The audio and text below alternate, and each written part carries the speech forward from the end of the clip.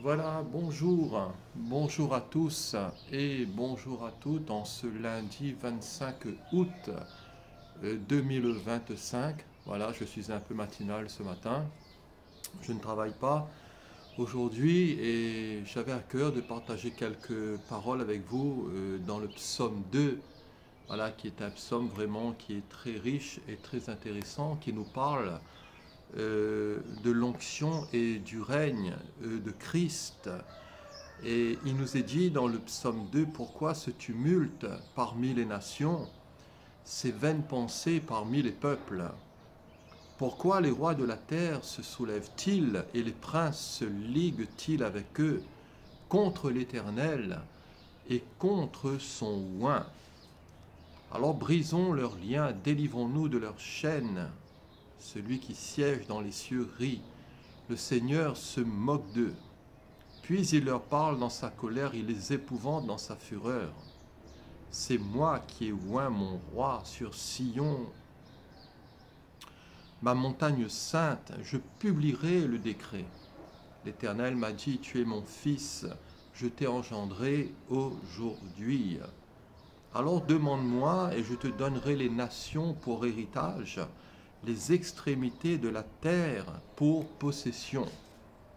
Tu les briseras avec une verge de fer, tu les briseras comme le vase d'un potier. Et maintenant, roi, conduisez-vous avec sagesse, juge de la terre, recevez instruction, servez l'Éternel avec crainte et réjouissez-vous avec tremblement, baisez le Fils, voilà au verset 12, de peur qu'il ne s'irrite et que vous ne périssiez dans votre voie, car sa colère est prompte à s'enflammer, nous dit ici le psaume 2, et heureux tous ceux qui espèrent en lui. Alors c'est un psaume voilà, qui est vraiment magnifique, qui est vraiment, voyez-vous, rempli aussi d'enseignements pour nous, et qui nous parle de l'onction et du règne de Christ. Alors c'est un psaume ici qui est un psaume messianique.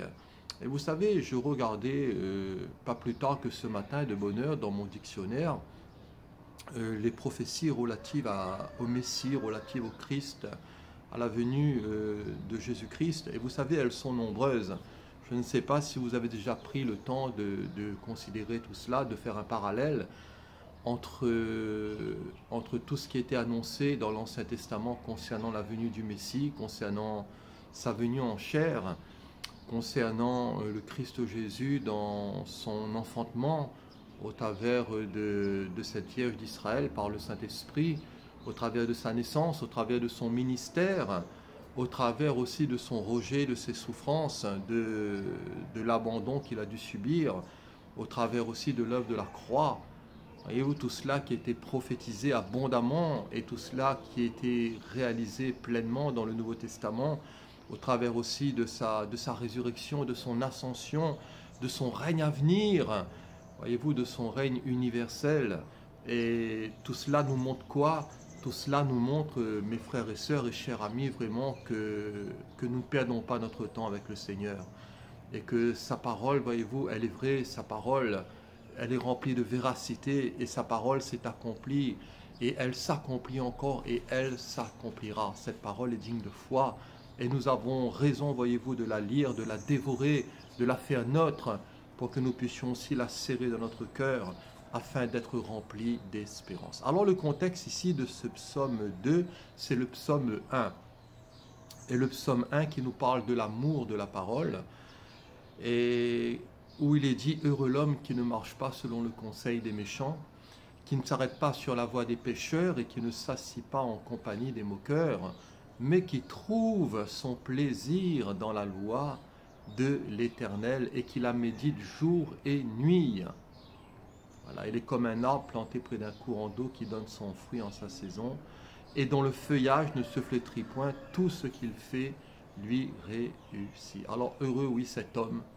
Voilà, dans le Nouveau Testament, il nous est parlé aussi de l'homme bienheureux, de l'homme heureux, dans le grec en termes de makarios, de celui, voyez-vous, qui goûte au vrai bonheur, qui goûte à ce bonheur intérieur, qui goûte à cette joie de l'esprit, qui tressaille, voyez-vous, dans son homme intérieur, de cet homme, de cette femme qui a goûté que le Seigneur est bon, au travers du pardon des péchés, au travers, voyez-vous, d'une vie changée, d'une existence et d'une vie transformée, au travers de la vie de l'esprit, au travers d'une marche nouvelle et au travers, voyez-vous, de l'espérance de la gloire. Alors oui, ici dans le psaume 1er, le contexte ici de le psaume 1, c'est cet homme qui a l'amour pour la parole, et dans le psaume 2, c'est l'amour pour le Fils.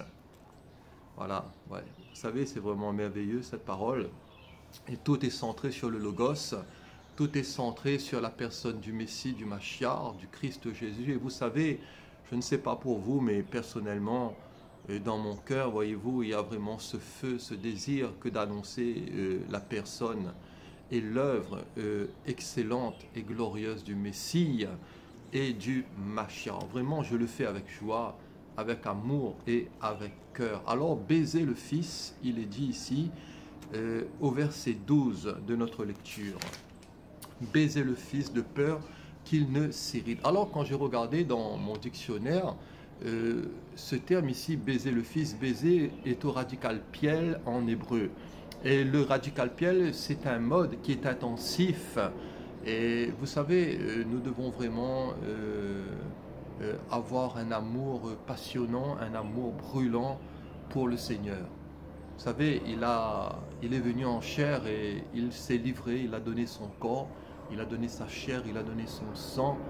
Et il a été, voyez-vous, crucifié, cloué, brisé pour cela, pour nous racheter, pour nous libérer. Et le Seigneur a tout donné. Voilà, la Bible nous dit que Dieu a tant aimé le monde qu'il nous a donné son Fils unique, afin que quiconque croit en lui ne périsse point, mais qu'il ait la vie éternelle. Vous savez, le Seigneur a tout mis en œuvre pour nous racheter, pour nous libérer, pour nous communiquer un salut parfait, total, merveilleux, glorieux, qui se trouve en lui. Alors baiser le Fils. Voilà. Et cela est au radical piel. Baiser ici, je l'ai noté aussi, c'est avec cette idée de s'attacher. C'est ce que j'ai vu dans l'hébreu.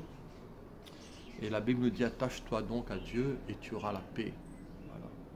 Et nous pouvons être heureux de ce que nous servons un bon maître. Voilà. La Bible nous dit que d'autres maîtres que toi ont dominé sur nous. Et vous savez, autrefois, nous étions malheureux, nous étions esclaves du diable, esclaves, voyez-vous, de toute espèce de passion, de pulsion, de lien, de chaîne, de vice, de travers. Mais le Seigneur vraiment nous a libérés, voyez-vous, de tout ce feu noir, de toutes ces ténèbres. Et il nous a mis au large, il a été bon. Et nous devons maintenant, voyez-vous, nous attacher à lui parce qu'il est un bon maître. Voyez-vous, nous le servons non pas par contrainte, par peur d'un jugement, parce qu'il n'y a plus de jugement pour tous ceux qui sont unis dans le Christ Jésus, plus de condamnation pour tous ceux et toutes celles qui sont unis à lui dans sa mort et dans sa résurrection par la foi. Mais nous voulons vraiment nous attacher à lui et apprendre à le suivre, apprendre à le servir. Alors baiser le Fils de peur qu'il ne s'irrite. Dans cette idée, il y a aussi cette notion d'obéir. Voilà, mais d'obéir de cœur. Voilà, d'obéir, voyez-vous, avec choix, d'obéir avec amour. Par l'impulsion de l'esprit, parce que vous savez, avec le Seigneur, ce n'est pas des jougs pesants, des fardeaux pesants, remplis de contraintes et d'esprits religieux que le Seigneur va mettre sur nous, mais voyez-vous, son joug est doux et son fardeau est léger. Et Seigneur, donne-nous de te suivre, de renoncer à nous-mêmes, de nous charger de notre croix et d'apprendre à mieux te connaître, d'apprendre à mieux t'aimer et à mieux te servir. Alors le psaume 2, c'est un psaume qui est messianique. L'amour ici pour le Fils, baiser le Fils de peur qu'il ne s'irrite. C'est-à-dire attachez-vous à lui, obéissez-lui, ayez un cœur qui brûle pour lui. Et dans le psaume 85, verset 11, il est dit que la bonté et la fidélité se rencontrent, la justice et la paix s'embrassent. Voilà, Jésus est notre prince de la paix, il est notre justice. Il est, voyez-vous, ce Dieu fidèle, il est bon et tout est dans la vie de l'esprit, tout est uni en lui, tout est par lui, au travers de lui. Et plaise au Seigneur que nous aussi, nous puissions embrasser toutes ces choses. Dans le Cantique des Cantiques, chapitre 1, verset 2, il est dit qu'il me baise des baisers de sa bouche, car ton amour vaut mieux que le vin. Voilà, le Cantique des Cantiques qui nous parle, bien sûr, d'amour, qu'il me baise des baisers de sa bouche, car ton amour vaut mieux que le vin. Alors, dans ce psaume messianique, dans le psaume 2, je l'ai noté aussi, et en troisième point, il y a le soulèvement des rois de la terre contre Dieu et contre le Messie. Voilà, nous retrouvons cela au verset 1 à 3. Pourquoi ce tumulte parmi les nations? Pourquoi ces vaines pensées parmi les peuples? Pourquoi les rois de la terre se soulèvent-ils et les princes se liguent-ils avec eux contre l'Éternel et contre son oint? Brisons leurs liens, délivrons-nous de leurs chaînes. Alors les soulèvements des rois de la terre contre Dieu et contre son Messie. Vous savez, il y a un esprit dans ce monde qui est un esprit antichrist, puisque c'est le même terme. Et voyez-vous, les cœurs sont en révolte contre l'agneau, je le dis. Beaucoup, malheureusement, même dans les grands de ce monde, qui, voyez-vous, qui sont antichristiques et qui ne soutiennent pas, voyez-vous, l'œuvre du Seigneur, les pensées du Seigneur, les plans du Seigneur, les projets de Dieu, au travers de sa parole, au travers de ce que le Seigneur a établi. Et voyez-vous, tout cela, les gens ont beau grincer des dents, les grands de ce monde, voyez-vous, les peuples peuvent se soulever, s'irriter contre le Seigneur, mais vous savez, le Seigneur n'est pas, lui, dans l'agitation. Le Seigneur est serein, puisque sa parole s'accomplira, elle s'accomplira à la lettre, et dans sa souveraineté, voyez-vous, toutes choses lui sont soumises, et les gens peuvent gesticuler, voilà, je le dis, les gens peuvent, voyez-vous, se moquer. Les gens peuvent, voyez-vous, se soulever contre le Seigneur et contre son Messie, mais la parole de Dieu, voyez-vous, s'accomplira. Alors attention aussi aux alliances mauvaises. Voilà, je l'ai dit dans le psaume 1er, nous est parlé de ne pas s'arrêter sur la voie des pécheurs, de ne pas s'asseoir en compagnie des moqueurs, mais de trouver son plaisir dans la loi du Seigneur. Et nous devons faire attention à cet esprit de révolte, à tous, voyez-vous, à tout cet esprit qui est dans ce monde, et qui est rempli de convoitise, qui est rempli, voyez-vous, de vanité, qui est rempli d'orgueil, de suffisance, et qui s'oppose, voyez-vous, à l'esprit du Seigneur. Alors, je le dis que c'est une folie que de se soulever contre le Seigneur. Vous savez, tous ceux et toutes celles qui se sont opposés à Dieu, au royaume de Dieu et au royaume des cieux, voyez-vous, ils n'ont pas eu le dernier mot. Parce que le Seigneur, voyez-vous, aura le dernier mot. Et toute chose concourt plutôt au bien, voyez-vous, de ceux qui l'aiment et de ceux qui s'attachent à lui. Quand nous regardons dans ce monde, au travers des médias, nous voyons le soulèvement des nations contre l'œuvre du Seigneur, contre le peuple aussi du Seigneur, contre le peuple de Dieu. Alors brisons leurs liens, délivrons-nous de leurs chaînes. Voyez-vous, ils refusent, voyez-vous, de se soumettre à l'œuvre du Seigneur. Alors, j'ai relevé aussi qu'il y a l'œuvre du règne messianique et la divinité du Christ au travers du choix du Fils, au verset 4 à 9. Voilà, il est dit, c'est moi qui ai oint mon roi. Sur Sion, ma montagne sainte, je publierai le décret. L'Éternel m'a dit, tu es mon fils, je t'ai engendré. Aujourd'hui, demande-moi, je te donnerai les nations pour héritage, les extrémités de la terre pour possession. Voilà, tu les briseras avec une verge de fer, tu les briseras comme le vase d'un potier. Demande-moi, je te donnerai les nations pour héritage, les extrémités de la terre pour possession. Vous savez, il y a un règne qui vient et le Seigneur, voyez-vous, il régnera certainement. Il établira son royaume glorieux, voyez-vous, et il va assujettir toutes choses par son pouvoir qu'il a de le faire. Et il a été choisi, il a été oint, voilà, il est l'envoyé du Père. Et son règne, qui est un règne messianique, est un règne divin. Voilà, le Christ Jésus est d'une double nature, je l'ai déjà dit, il est pleinement humain, mais il est aussi pleinement divin, à l'exception du péché, et c'est le choix ici du Fils. Voilà, tout est centré sur le Fils, tout est orienté vers le Fils, c'est lui le roi, c'est lui le Messie, c'est lui le Shiloh, il est le grand je suis, il est l'Amen, il est l'Alpha, il est l'Oméga, il est la lumière du monde, il est la porte, il est le bon berger, il est le soleil de justice, il est le véritable, il est le Christ, le Fils du Dieu béni, le Fils du Dieu vivant, et c'est lui, voyez-vous, qui a été établi par Dieu, juge des vivants et des morts.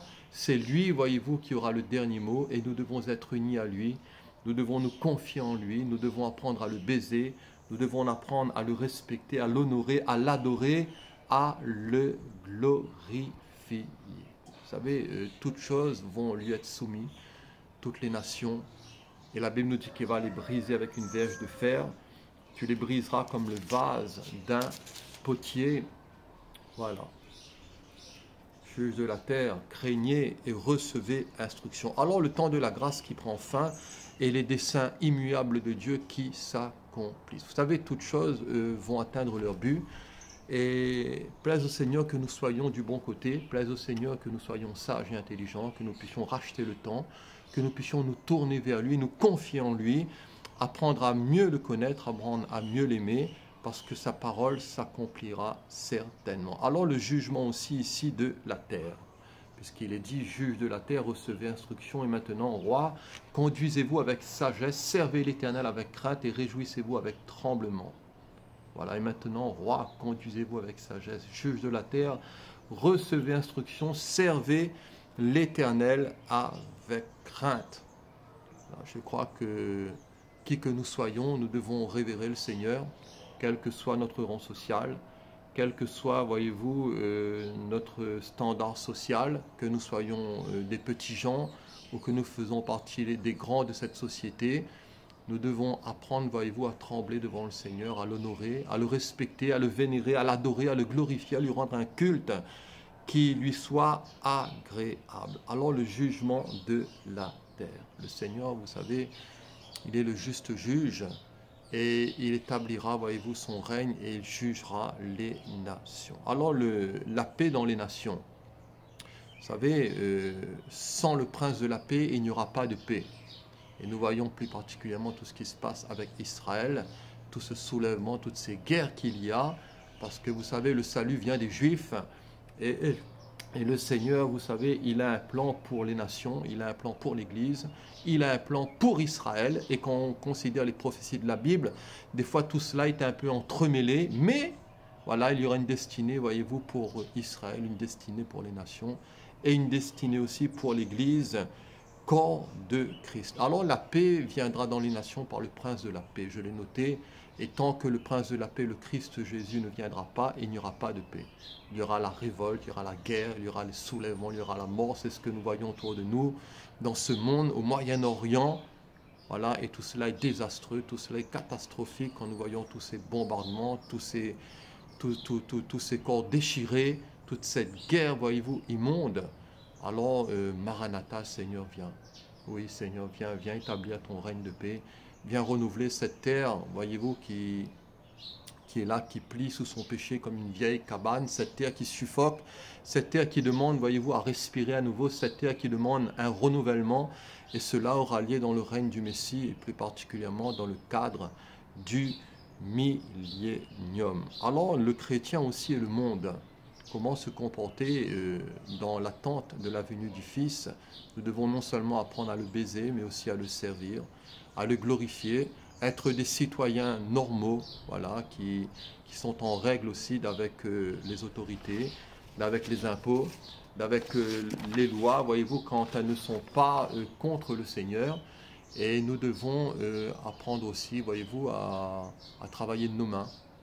Voilà, être comme Jésus dira, être le sel de la terre et aussi cette lumière, la lumière du monde, afin de briller. Voilà, on n'est pas parfait, mais dans notre cœur, on a ce désir de servir le Seigneur et d'être en harmonie aussi avec le Seigneur et avec sa parole, puisque les autres aussi verront que nous sommes disciples du Christ par l'amour que nous avons les uns aussi pour les autres. Alors Jésus a dit que si vous étiez du monde, le monde aimerait ce qui est à lui. Mais parce que vous n'êtes pas du monde et que je vous ai choisi du milieu du monde, à cause de cela, le monde a de la haine contre vous. À cause de cela, le monde vous hait. Alors s'ils m'ont haï, s'ils m'ont rejeté, dira le Maître, ils vous rejetteront aussi. Alors vivre dans l'attente confiante de son règne. Je l'ai noté, il y a un règne à venir qui vient, cher ami. Il y a un règne à venir qui va tout bouleverser. Il y aura bientôt l'enlèvement de l'Église, corps de Christ, et cela sera déjà un premier bouleversement pour le monde entier. Voilà, puisque des multitudes, je crois que des millions et des millions de gens vont être enlevés soudainement, en un clin d'œil, instantanément, dans divers pays, dans une multitude de pays, dans diverses nations. Et tout cela, voyez-vous, sera le commencement, non seulement pour nous d'une délivrance, mais pour le monde d'un jugement, parce que cela va être terrible. La Bible nous parle d'une période de tribulation et de grande tribulation, voyez-vous, et tout cela qui durera 7 ans. Après quoi le Seigneur reviendra, voyez-vous, mettre de l'ordre, et le Seigneur reviendra établir son règne millénaire, Mais nous devons vivre dans cette attente confiante, voyez-vous, de son règne, parce qu'il y a un règne qui vient. Voilà, il est le roi. Il est le roi des rois, le Seigneur des seigneurs, et il veut nous faire participer à son règne. Il veut nous faire participer à son royaume et à sa gloire. C'est un privilège. Vous savez, je ne sais pas si nous réfléchissons à cela, mais c'est un honneur, un privilège que de pouvoir goûter, jouir à son règne, à son royaume et à sa gloire. Alors Maranatha, viens Seigneur, viens. Alors vivre, et vivons dans l'attente et dans la préparation de son règne.